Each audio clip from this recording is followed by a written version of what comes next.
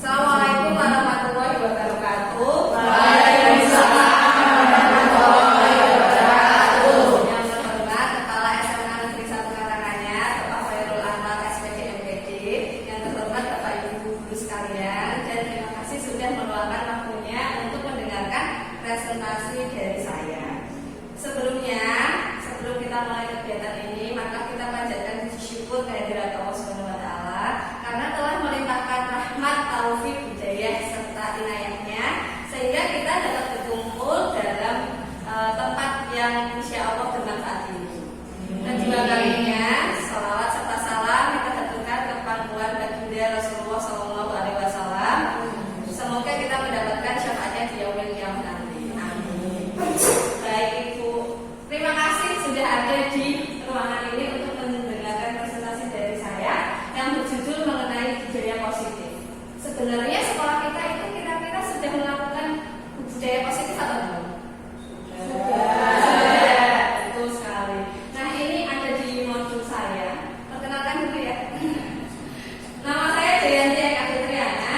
Saya calon juru penggerak angkatan 11, tentunya dari Kabupaten Demak, Provinsi Jawa Barat.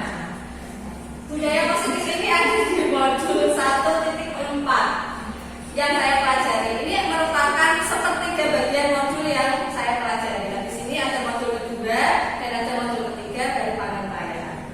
Monggo Bapak Ibu yang mau mengikuti angkatan 12. Yang pertama, paradigma stimulus respon kepada pendekatan teori kontrol. Ini kalau di pelajaran saya di fisika itu seperti halnya aksi reaksi. Itu ada kutipan yang mengatakan bahwasanya bila kita ingin membuat kemajuan perlahan, sedikit-sedikit ubahlah sikap atau perilaku Anda.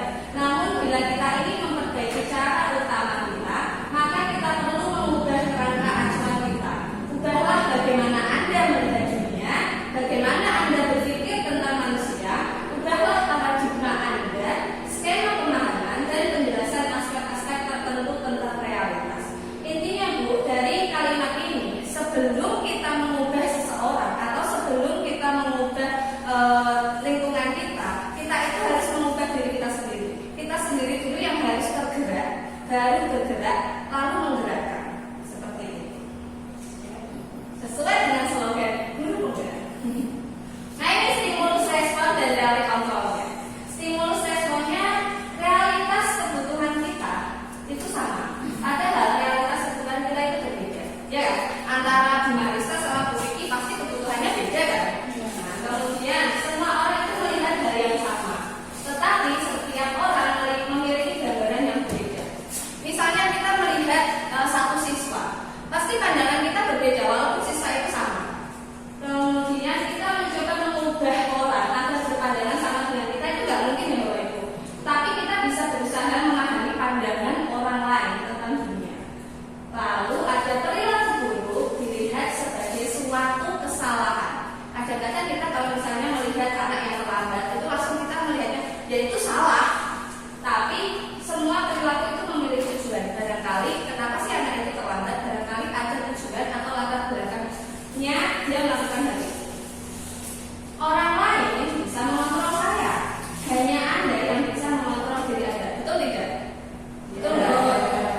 Nah, gimana cara mengontrol diri itu? Gimana ya kira-kira? Gimana yo? Betul, dengan memahami dan mengenali diri kita sendiri. Kan masa kita hidup kita tidak kenal sama diri kita sendiri, padahal kita bisa kenalan dengan orang lain.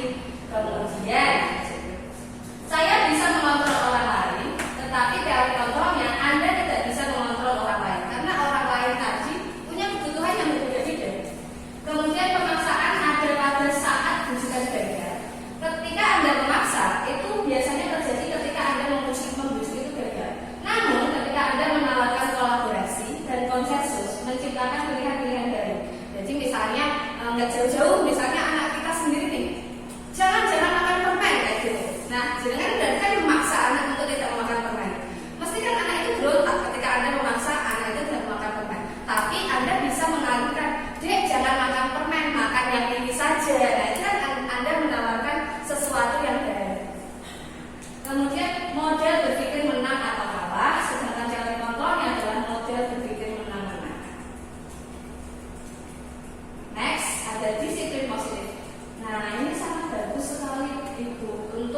terapkan di murid kita maupun di anak kita sendiri. Dalam rangka menciptakan lingkungan positif, salah satu strategi yang kita perlu tinjau kembali adalah penerapan disiplin di sekolah kita. Penerapan disiplin ini sangatlah dibutuhkan agar lingkungan positif itu tercipta. Tanpa disiplin, mustahil tercipta lingkungan yang positif. Bahkan sebaliknya kerusakan-kerusakan akan ada di mana-mana dan ini mengkhawatirkan kehidupan di masa depan negara. Nah, disiplin positif ini punya indikator sendiri, Bu. Gimana menurut Ibu nih, kalau kita udah membiasakan kebiasaan yang positif ke anak, indikator apa yang bisa kita tahu, oh anak ini ternyata udah melakukan kebiasaan yang positif? Indikatornya kira-kira apa, Bu? Perubahan dari dalam dirinya. Terus apa lagi? Apa? Cara pandangnya yang berbeda. Dengan ditunjukkan dengan sikap apa itu kira-kira? Coba. Sekarang kan sekolah kita itu ya baru menerapkan 5S. Nah, 5S betul.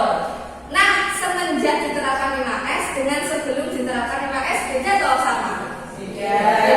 Sekarang ketika ketemu guru papasan di lorong atau di jalan, itu bu guru atau pak guru dan bertemu dengan siswa-siswa itu biasanya sekarang apa ya? Menyapa kan? Beda kan dengan sebelum adanya kebiasaan 5S itu kan? Nah, itu perbedaannya. Terus konsep disiplin positif. Konsep disiplin positif merupakan unsur utama dalam terwujudnya budaya yang kita cita-citakan di sekolah-sekolah kita. Kebanyakan guru sangat tertarik dengan topik pembahasan tentang disiplin. Mereka ini berpendapat kalau saja anak-anak bisa disiplin, pasti mereka akan bisa belajar. Disiplin ini berarti di berbagai hal ya Bapak Ibu. Mengerjakan PR, kemudian datang ke sekolah, seperti gimana?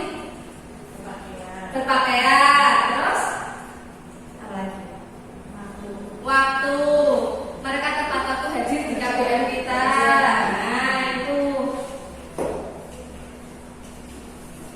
disiplin.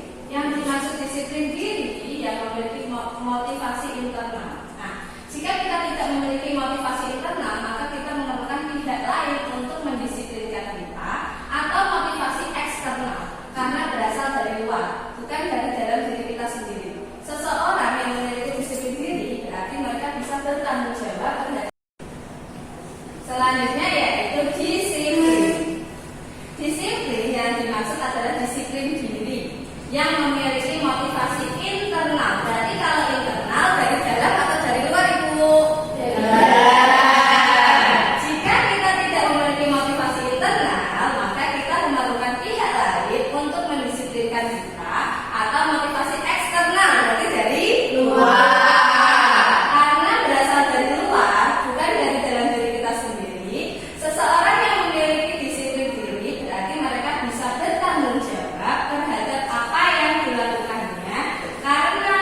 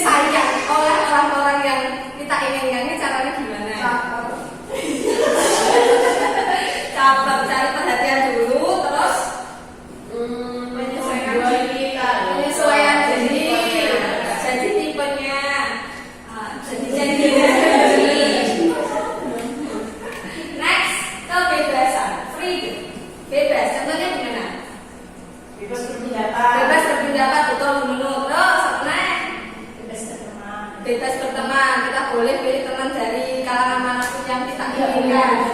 Ya, terus apa lagi? Memeluk agama apapun yang diyakini. Ya, bebas memeluk agama apapun. Terus apa lagi? Ah, pinter-pinter kok. Iya betul. Terus apa lagi? Bebas Dari penjajahan. bebas dari penjajahan. Tidak ada yang menekan kita. Ya, bullying. Pernah dibully, Bu? Pernah. Kenapa dibully? Pernah. Kapan dibully? Oh, dan malam.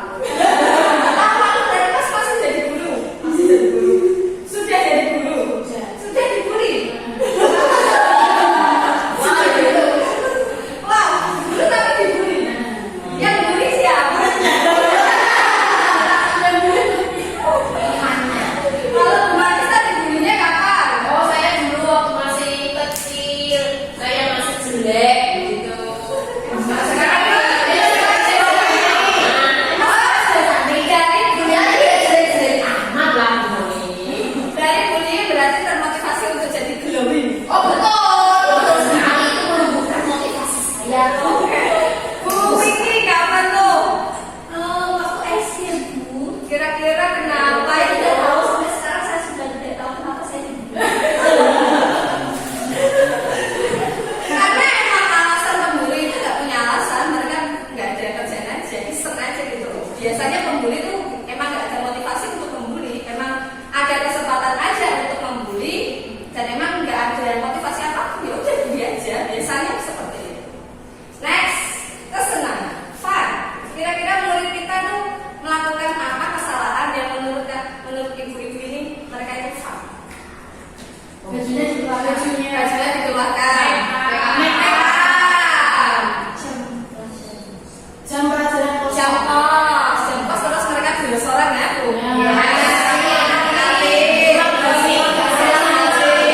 Pacaran. Jahil sama temannya masih barengan nggak jahil sama Iya. Terus berkelahi ya nggak? Tidak semangat ya. Merokok? Ya. Itu kesenangan. Penguasaan power. Kira-kira kenapa sih kita itu butuh kebutuhan dasar manusia sebagai penguasaan? Kita itu bisa berkuasa dengan Bisa sendiri. diri sendiri. Keluarga.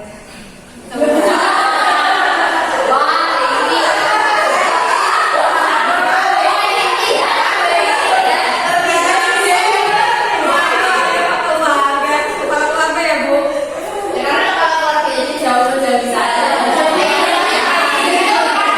Begitu juga ibu keluarga. Iya, benar. Positifnya positifnya betul. Benar, berarti kalau begini di keluarga bisa ya. Oke. Terus gimana lagi? Di kelas.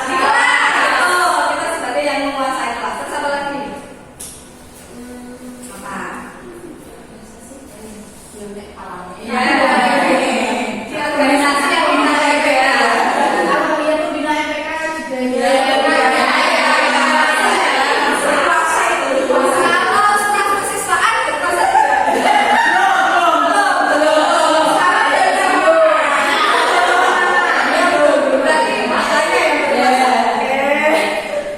Kalau itu Bu, kalau siswa itu mau berkuasa, biasanya dia ngapain kira-kira? bully siswa. Bully siswa lain. Katanya tadi kemudian kesenangan. Bisa langsung dua-duanya. Terus, kita kelas masa nggak kekuatan? Bisa.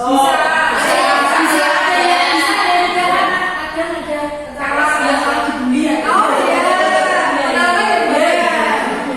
Terus biasanya tuh siswa yang pintar yang ditaruh di kelompok diskusi yang paling menonjol tuh dia lebih berpower, dia punya power untuk ngajarin teman-temannya. Untuk teman sebaya. Tapi biasanya biasanya dibully ya, daratnya ya. Jadi jelas ya Bu mengenai 5 kebutuhan dasar manusia ini, jelas ya?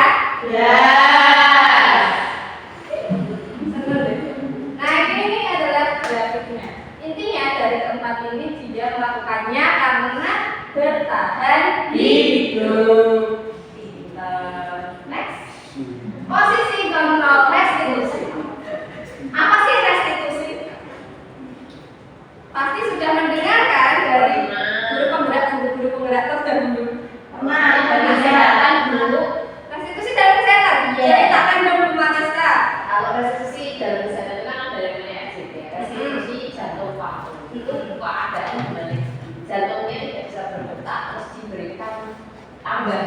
baca di luar untuk menggerakkan itu namanya restitusi.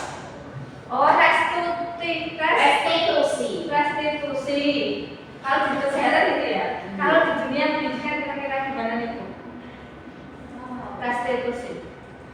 Restitusi adalah posisi kontrol yang kita lakukan saat menyelesaikan masalah dengan siswa, atau tidak hanya dengan siswa, Bu, dengan teman kita, dengan anak kita sendiri, dengan tetangga kita, supaya masalah-masalah orang tersebut.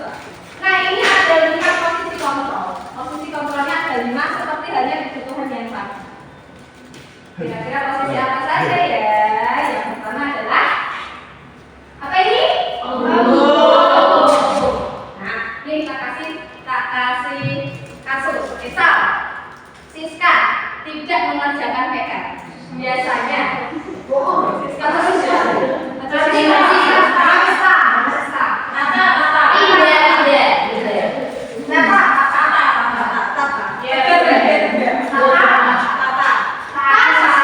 itu tidak mengerjakan PR-nya Bu Marista. Tata tidak mengerjakan PR-nya Bu Marista. Nah, ketika sebagai penghukum, Bu Marista itu akan menggunakan kalimatnya gimana? Coba Bu Marista contohin. Wah, ini ya saya jadi terbuka. Gimana? Kamu kok nggak mengerjakan PR sih? Lihat ekspresinya Bu Marista.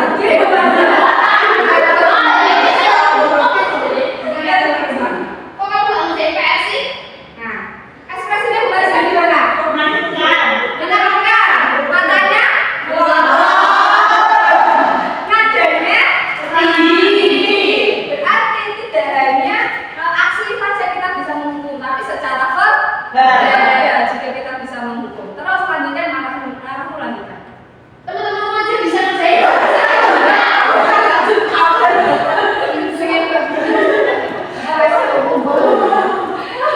kira-kira selain Bu Marista ada yang pernah menerapkan sikap seperti Bu Marista ketika ada anak yang tidak mengerjakan PR?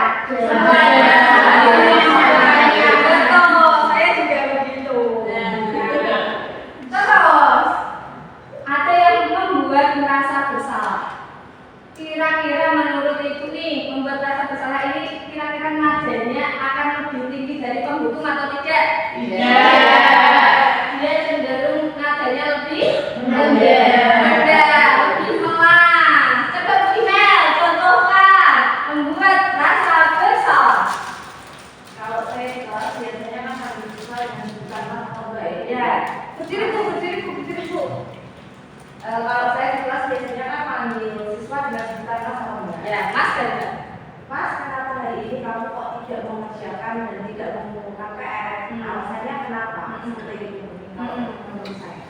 Tuh, membuat rasa bersalah itu nadanya akan lebih rendah daripada penghukum. Nah, kira-kira menurut jenengan nih lebih bagus yang mana? Penghukum atau membuat rasa bersalah? Membuat rasa bersalah. Lebih bagus yang membuat rasa bersalah. Oke, next. Teman. Nah, di sini guru akan memposisikan dirinya itu sebagai teman sendiri, sehingga membuat si anak yang melakukan kesalahan tadi itu nyaman dengan tindakan yang dilakukan oleh guru. Pasti Bapak Ibu pernah loh melakukan hal ini. Nah, menurut jenengan ini 1, 2, 3 yang paling bagus yang mana? 3. Apakah ada lagi? Ada lah, kan ini judulnya 5 posisi kontrol, kan ya? Sini ada lagi. Pemantau. Piye pemantau? Tata ini dipantau oleh Bapak Ibu guru ketika tidak mengerjakan PR, gimana pemantaunya?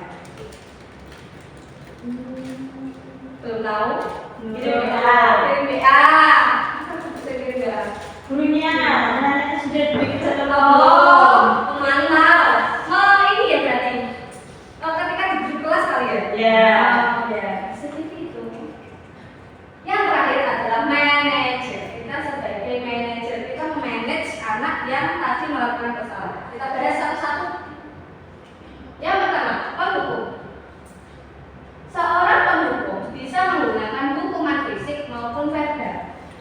Hukuman fisik contohnya apa, Bu?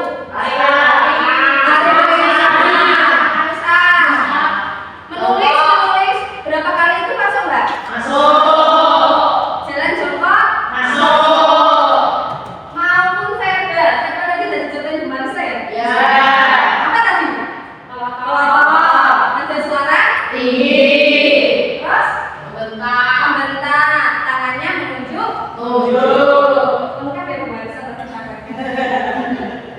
Orang-orang yang menjalankan posisi pendukung senantiasa mengatakan bahwa sekolah memerlukan sistem atau alat yang dapat lebih menekan murid-murid lebih dalam lagi. Ya kan, ketika kita mendukung itu kan, ini ya sih sekolah kudune iki ngajake peraturan sih bocah gara PR terus, sing bocah orang telat terus, ya kan? Ya. Konsekuensi. Nah ini tadi. Ini ada kalimatnya. Nah kalau ini coba dipraktekkan Bu Vicky deh. Bu Vicky. Ini bawa dari bukan bapak terlambat lagi. Kamu kenapa terlambat?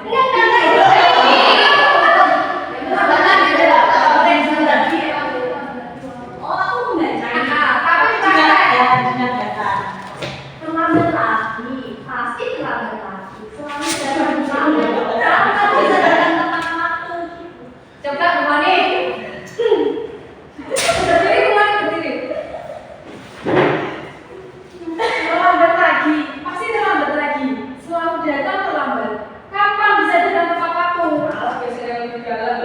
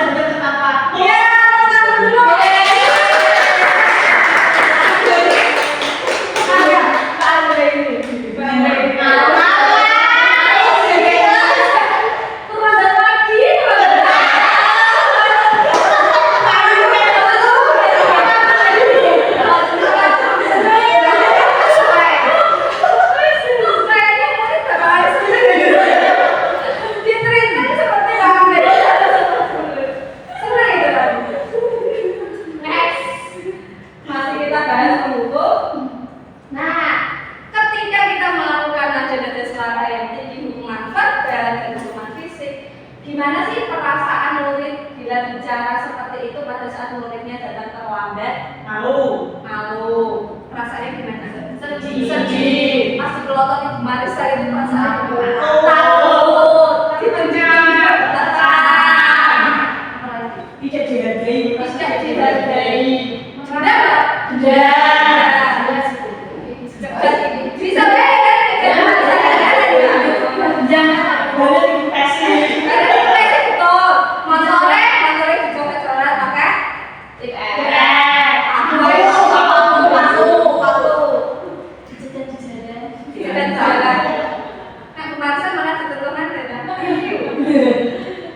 Next, kemungkinan murid marah dan mendendam atau bersifat agresif. Bisa jadi setelah kita marahin di depan kelas itu, pas dia balik ke bangkonya, dia itu nyoret-nyoret buku sendiri karena meluapkan emosinya itu. Lebih buruk lagi, nah seperti tadi ya, yang sudah kita bayangkan. Lebih buruk lagi, sepulang sekolah, murid melihat bapak atau mobil bapak ibu guru dan akan menggores kendaraan tersebut dengan paku. Saking dendamnya. Mungkin 3 hal ini terjadi. Mungkin. Next, membuat merasa bersalah. Pada posisi ini biasanya guru akan bersuara lebih lembut. Nah ini sepertinya cocok Bu Vicky. Bungkus betul. Membuat rasa bersalah akan menggunakan keheningan yang membuat orang lain merasa tidak nyaman, bersalah atau rendah diri. Pembuat merasa bersalah, nada suaranya memelas, halus, sedih, bahasa tubuhnya serakah pada anak atau lesu. Nah, coba dipraktek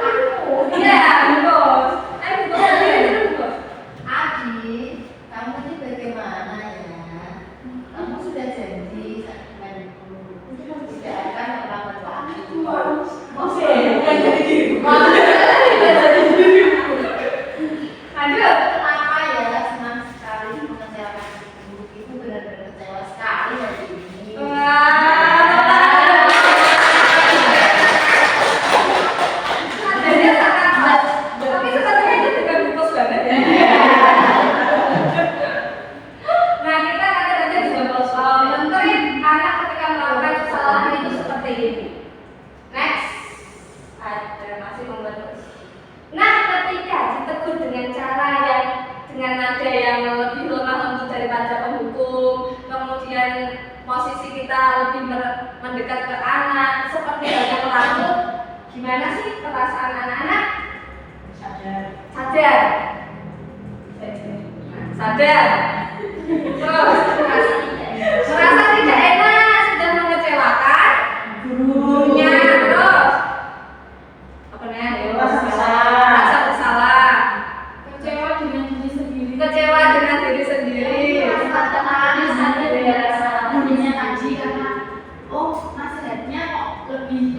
Lembut daripada Penghukum. Disenang, tapi membuat anak merasa tahu oh ternyata aku memang benar. oh iya betul. Ternyata bisa Masya Allah. Murid akan merasa bersalah telah mengecewakan ibu atau bapak gurunya. Murid akan merasa jadi orang yang gagal dan tidak sanggup membahagiakan orang lain seperti yang dikatakan Bang Denny. Kadangkala sikap seperti ini lebih berbahaya dari sikap penghukum. Kenapa? Karena emosi anak akan tertanam rapat di dalam. Murid menahan perasaan, beda dengan yang penghukum tadi.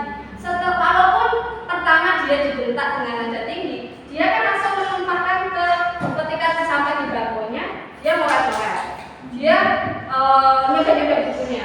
Jadi emosinya itu terluapkan. Namun ketika merasa bersalah, emosinya itu tertahan. Nah, itu kan tahu ya, kalau emosi tertanam, suatu saat akan jadi murka.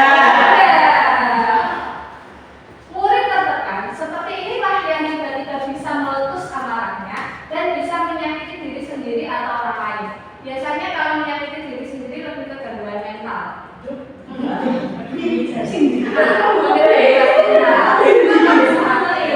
Bukan saya masih tahu gangguan mental yang itu lebih menyakiti diri sendiri yang kalau habis ngilet dia lega. Nah itu kan ada murid di sini, balik kelasnya di sini.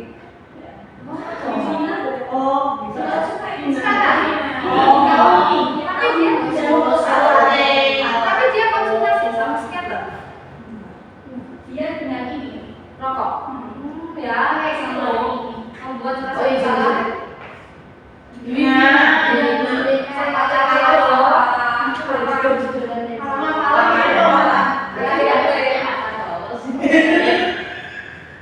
terus padanya ini kan apa namanya kekerasan.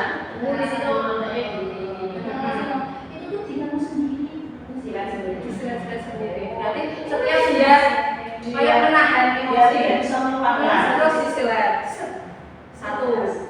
Satu siletan aku waktu itu. Ini beda sekali tuh.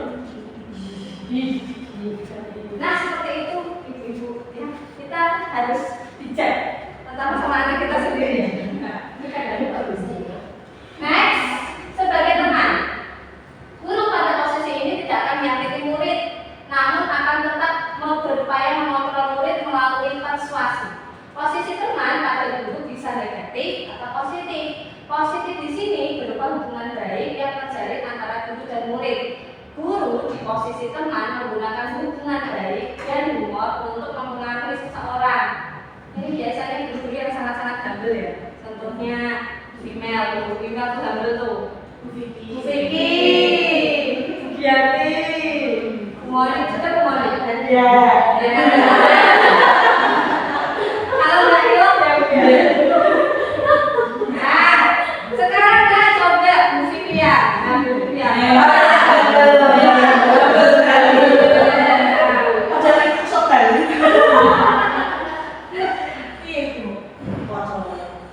Nada suaranya ramah, akrab, dan bercanda. Bahasa tubuhnya menambah sorotan kata yang hangat, senyum jenaka, senyum sik-sik lah.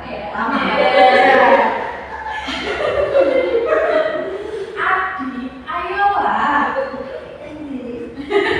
Bagaimana sih kamu? Kemarin kamu sudah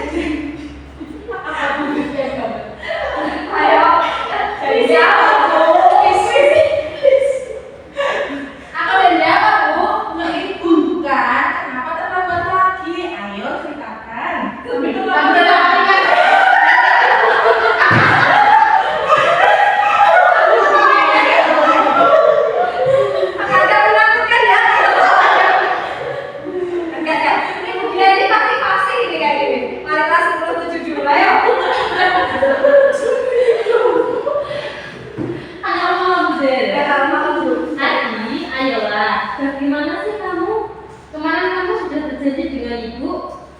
Bapak terlambat lagi.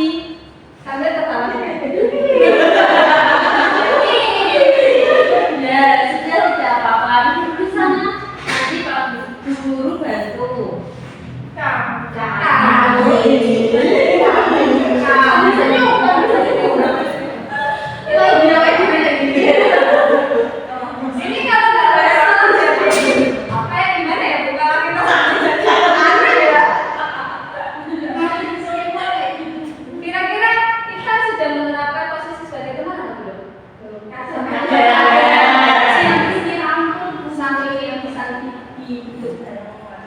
Oke. Terus saya beda enggak, Bu? Ya, posisinya dia atau ada yang negatif nggak dari posisi teman ini? Ya, Kerja. Apa itu? Sopan santun berguru berkurang. Karena menanggap teman. Terus apa? dia tidak merasa bersalah. Dia tidak merasa bersalah. Terus kayaknya ini terjadi di semua wali kelas, termasuk saya yang kemarin. Dihargai Bu, tapi kalau yang mengingatkan itu bukan gurunya yang dia anggap teman, itu akan disepelekan. Biasanya kan wali kelasnya, saya ngopiain wali kelas itu digarap, dikerjain.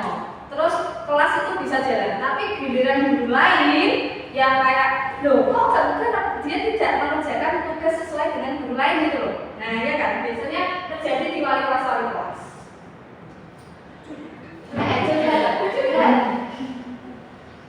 Teman, gimana perasaan muridnya? Pasti murid akan senang dan akrab dengan guru. Setuju ya? Ini termasuk dampak positifnya. Hanya saja di sisi negatif murid menjadi bergantung pada guru tersebut. Bila ada masalah, dia merasa bisa mengandalkan guru tersebut untuk membantunya. Betul tidak? Nah, ini pengalamannya siapa kira-kira?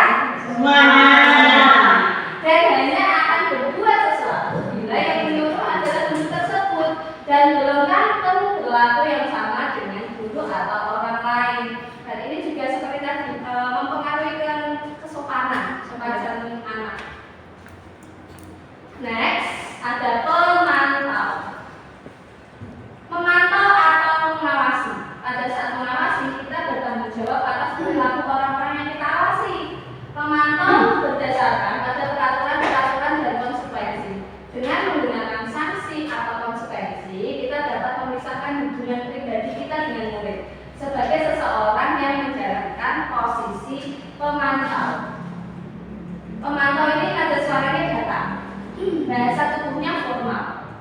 Ibu, Anda, Mbak, saya, Anda. Nah, ini coba. Ada dua pelaku ini. Kita coba praktekkan Bu Nurul dan Bu Moni. Kita sambut Bu Nurul dan Bu Moni. Tepuk tangan.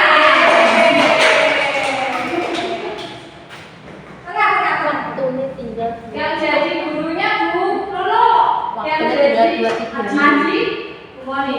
Sini Mak, sini Bu Moni.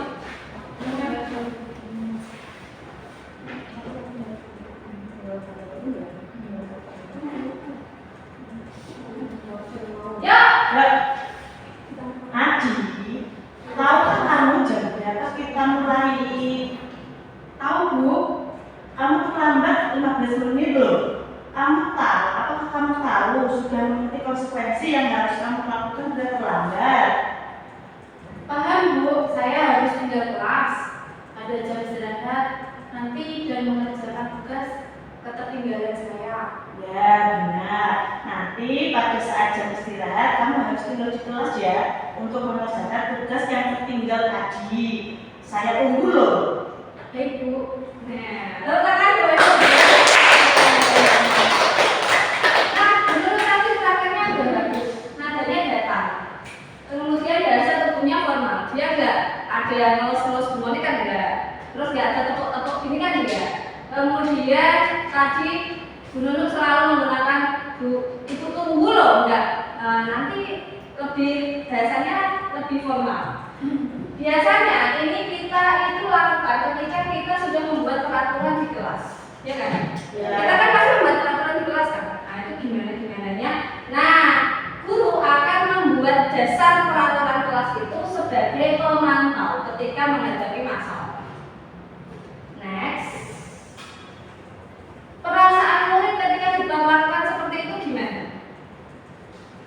biasa aja, ya kan? Sadar. Sadar karena dia salah. Ya. Oke, terus apa? Tadi kan ada suaranya bingung data biasa. Yuk, enggak yang nada tinggi tadi kan mendukung. Ya. Enggak yang membuat merasa bersalah, melas. Nah, nadanya lebih rendah tapi dia data. Kira-kira murid akan gimana tuh ketika dilakukan seperti ini? Jadi biasa saja. Biasa saja, enggak pati optimal. Murid memahami konsekuensi yang harus dijalankan karena telah melanggar salah satu peraturan sekolah. Guru tidak menunjukkan suatu emosi yang berlebihan, menjadi marah atau membuat merasa bersalah. Murid tetap dibuat tidak nyaman, yaitu dengan harus tinggal kelas pada waktu jam istirahat dan mengerjakan tugas. Karena ini sesuai dengan peraturan yang sudah dibuat guru tadi di kelas. Guru tetap harus memantau murid pada saat mengerjakan tugas di jam istirahat karena murid tidak bisa ditinggal seorang sendiri. Ini berlaku jika anak SD SMP, tapi kalau anak SMA kan biasanya kita tinggal ya Bu. Kita pantaunya dengan cara dikumpulkan tugasnya. Next, sebagai manajer.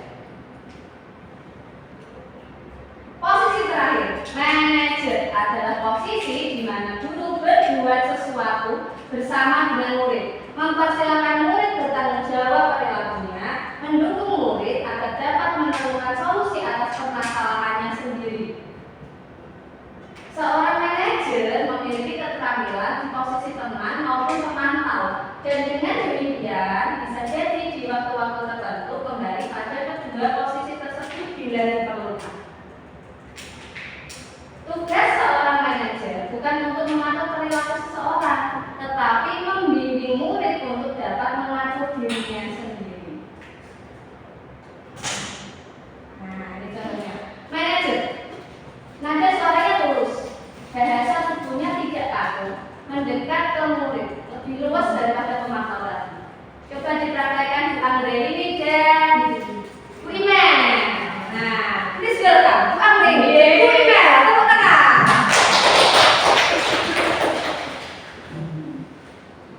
Saya sebagai guru Wimen sekali. Ada sini, apa kita sekarang? Nah, macam Bu. Oke. Email, apakah kamu tahu jam berapa? Email kan ini emang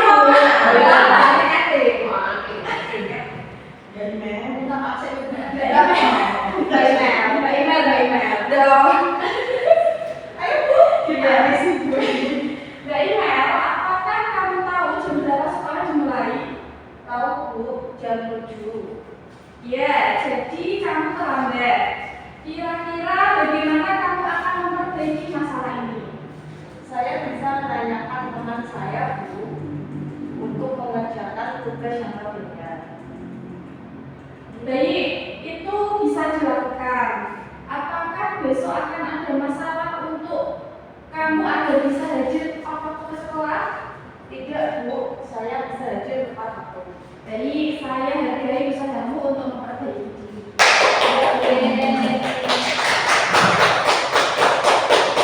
Kalau lanjut, terima kasih Bu Lina. Kira-kira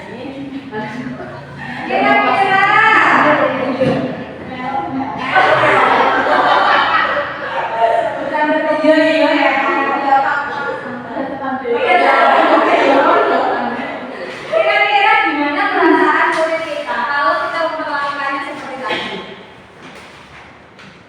Perasaannya piye? Nanti mau kan datang, memantau. Saya itu lebih nyaman atau tidak nyaman?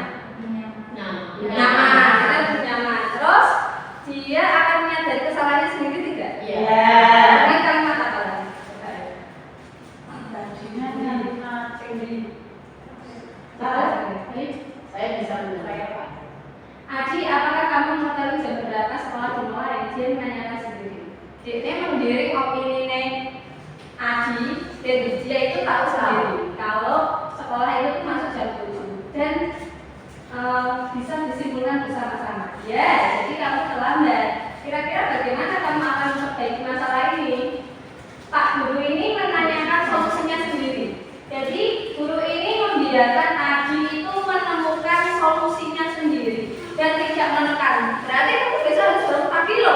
besok berarti naik motornya harus kecepatannya ditambah loh, nggak kayak gitu. Tapi dia menyimpulkan sendiri. Saya bisa menanyakan teman saya, Pak, teman saya tugas, tapi enggak. Nah, baik itu bisa dilakukan. Apakah besok ada masalah untuk kamu dan bisa hadir tepat waktu ke sekolah? Ini sebenarnya perintah, tapi secara halus. Tidak, Pak, saya bisa hadir tepat waktu. Baik, saya hargai usahamu untuk memperbaiki diri. Berarti dari kalimat ini si guru ini menekankan keyakinan Pak Aji bahwasanya dia itu bisa memperbaiki dirinya sendiri. Nah, murid sudah mengetahui adanya suatu masalah, ada sesuatu perlu terjadi. Bila guru mengambil posisi pemantau, guru akan melihat apa konsekuensinya, apa peraturannya. Kalau tadi pemantau, maka Pak Guru tadi nggak nanya nih. Berarti apa yang bisa kamu perbaiki, dia tidak akan berjalan seperti itu. Tapi dia langsung ngomong. Berarti habis ini kamu harus menyalin catatan teman kamu. Itu berarti pemantau.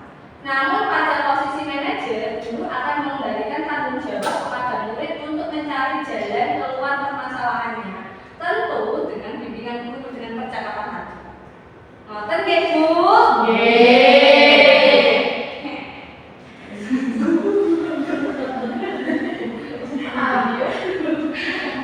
Bisa jadi di dalam praktik penerapan disiplin sehari-hari, kita akan kembali ke posisi teman atau pemantau, karena murid yang ditangani belum siap diajak berdiskusi atau diundang melakukan eksekusi.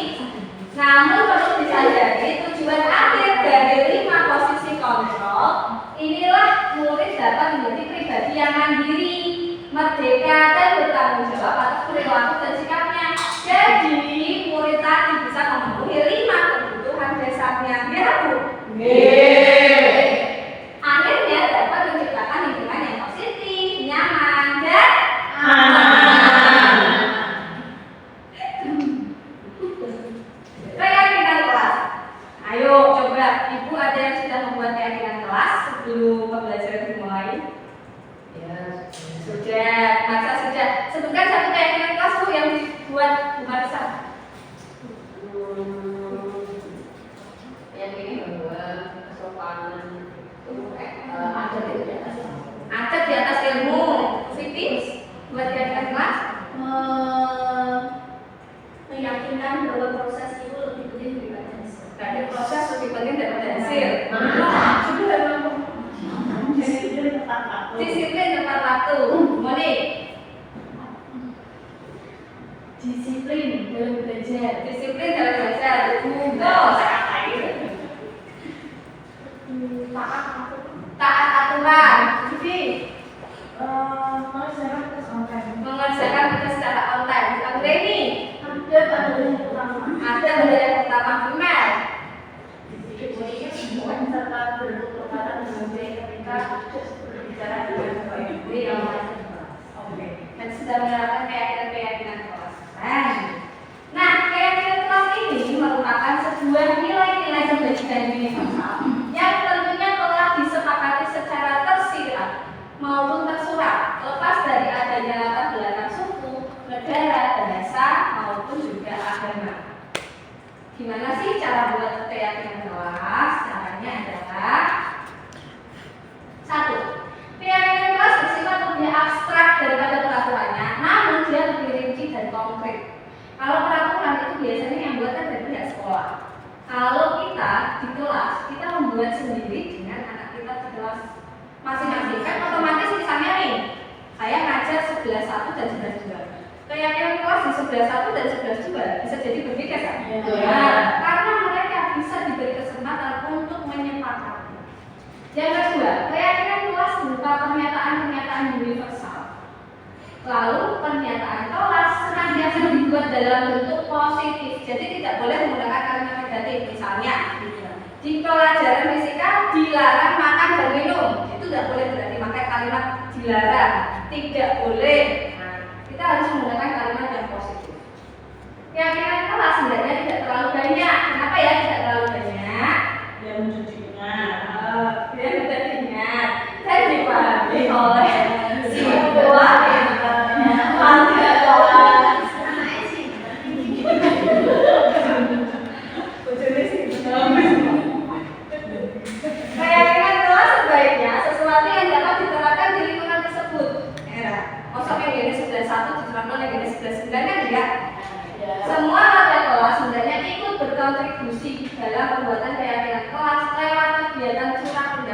Jadi satu-satu mereka mengutarakan pendapatnya. Yang sama kita kumpulkan, kolaborasikan, terus kita ambil kalimat yang bagus. Gitu, Bu. Coba keyakinan kelas. Nah, nih di kelas 9C keyakinan kelasnya adalah menjaga kebersihan lingkungan. Jadi kalimatnya bukan dilarang membuang sampah sembarangan, tidak, tapi diganti menjaga kebersihan lingkungan. Kemudian sopan santun, dilarang membentak teman kita, nah itu diganti sopan santun. Fokus saat pembelajaran berlangsung, misalnya kita membuat dilarang mengganggu teman saat sedang pembelajaran, nah diganti dengan fokus saat pembelajaran berlangsung. Beriman dan bertakwa. Kemudian keyakinan kelas haruslah berpihak kepada murid dan dirumuskan bersama dengan murid demi membangun kemandiriannya mereka. Makanya tadi satu-satu harus menyampaikan pendapatnya. Next, segitiga restitusi. Ini sebenarnya penting, Bu, tapi kemarin saya sempat mengalami masalah dengan anak dan saya tidak menerapkan segitiga restitusi karena saya belum tahu teori ini. Segitiga restitusi adalah proses menciptakan kondisi bagi murid untuk memperbaiki kesalahannya sehingga karakter mereka lebih kuat ketika kembali pada kelompoknya. Oh, ini ada video. Kita tonton dulu video. Ini cara menonton.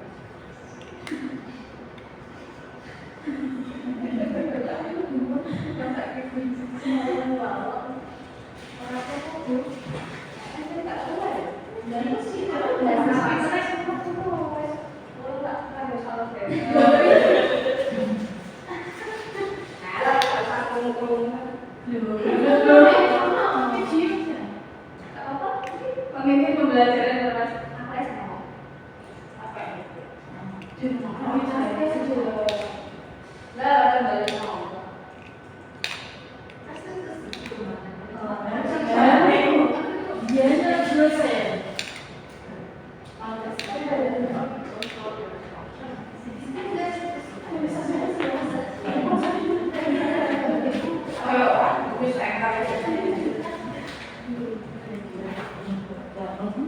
Aku minta lagi bener ini saya. Kok dipahami koyo ini.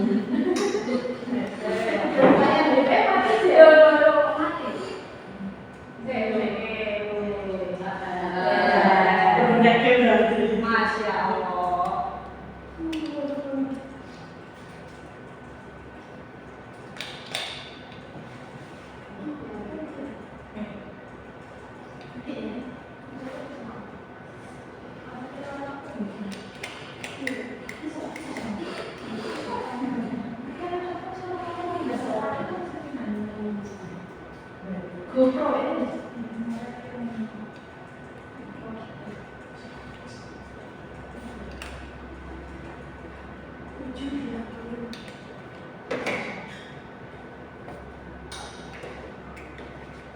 Tekan buat teknis ya, Bu.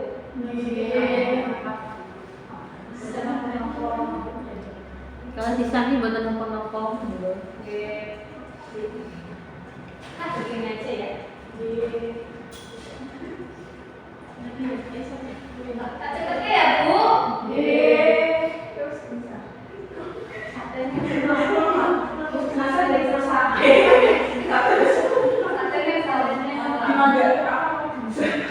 Volumenya dibesarkan coba Bu laptopnya. Volumenya laptop dibesarkan coba. Oke, komputer satu lagi.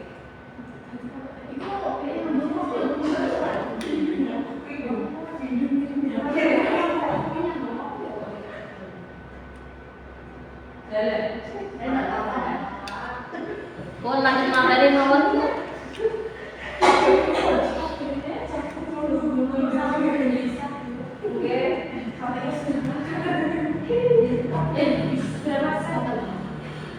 Lanjut materi mawon Bu.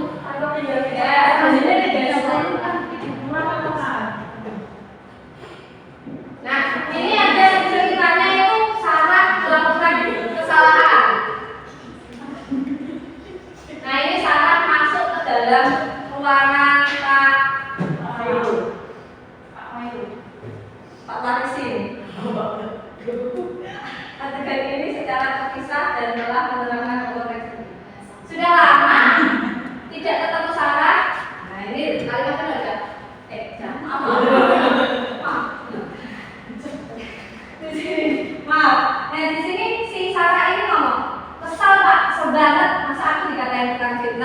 Nah, ini dia mulai menceritakan kenapa tadi dia berkelahi dengan temannya.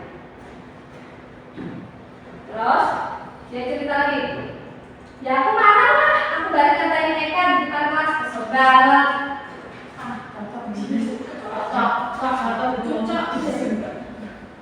Nah, ini si Pak Walisi ngomong, oh begitu, ya pasti kamu marah dan kesal. Dia bukan membela salah ya, tapi dia memvalidasi bahwasannya semua orang itu akan melakukan seperti salah ketika dia difitnah.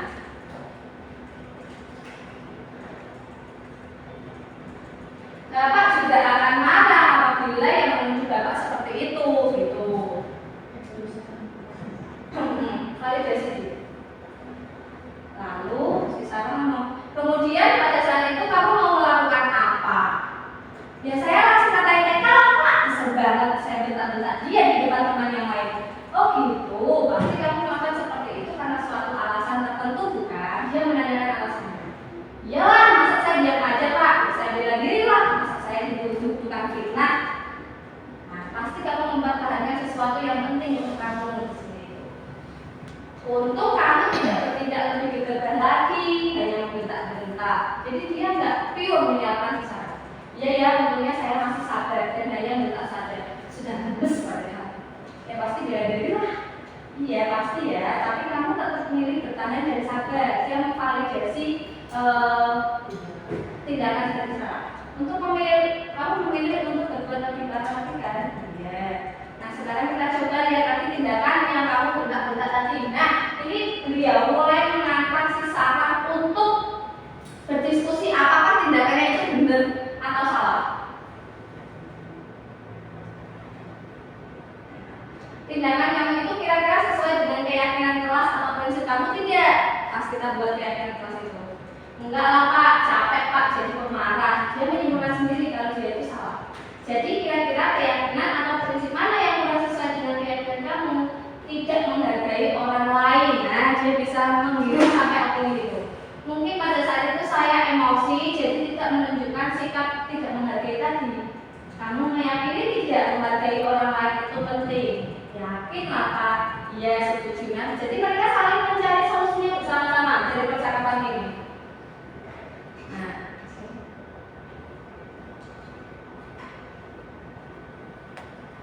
saya lebih proaktif mulai dengan diri sendiri. Saya bisa lebih bersabar, mengambil waktu jeda kalau berpikir mau apa selanjutnya. Nah, kamu bersedia memperbaiki keyakinan, bersedia memperbaiki masalah. Nah, ini dia sudah di tahap menanyakan keyakinan. Bertanggung jawab kali ya Pak dan senantiasa proaktif. Nah, ini adalah ketika kita menanyakan keyakinannya.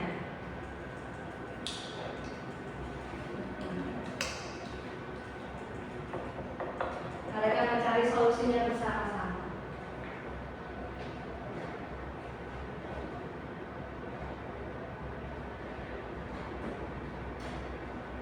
Nah, sini ada 3 posisi kontrol. Yang pertama menstabilkan identitas, yaitu berdasarkan prinsip membuat kesalahan adalah bagian dari proses pembelajaran, berperan menggeser identitas murid dari identitas gagal ke identitas sukses dengan cara tadi loh Bu.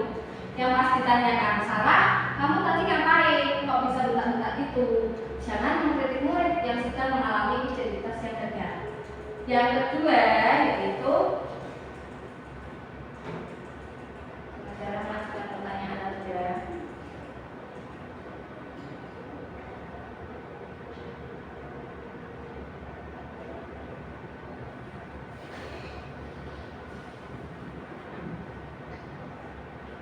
Nah, validasi tindakan yang salah dari video tadi, Bu email kalimat mana yang tadi Pak Warisin memvalidasi tindakan yang salah?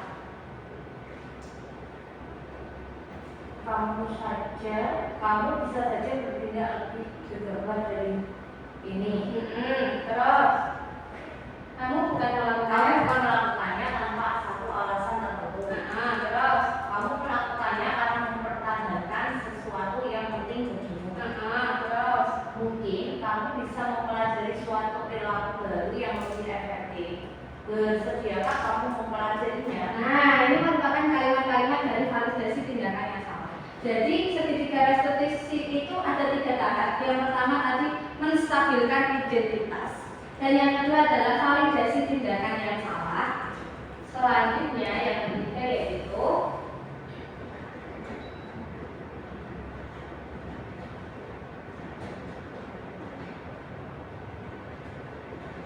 Mulai coba.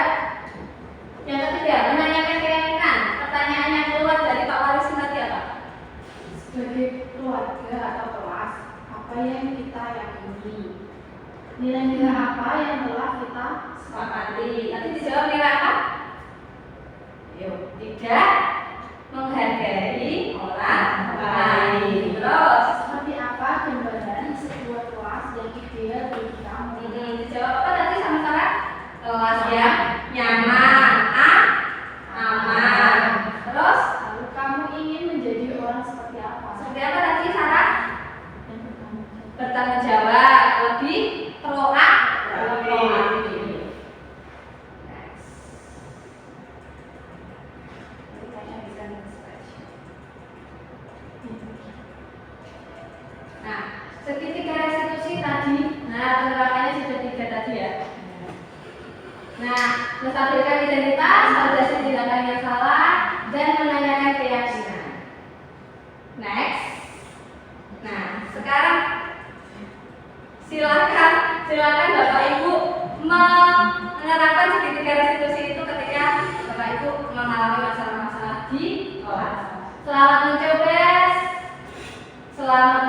Semoga semakin tergerak dan menggerak.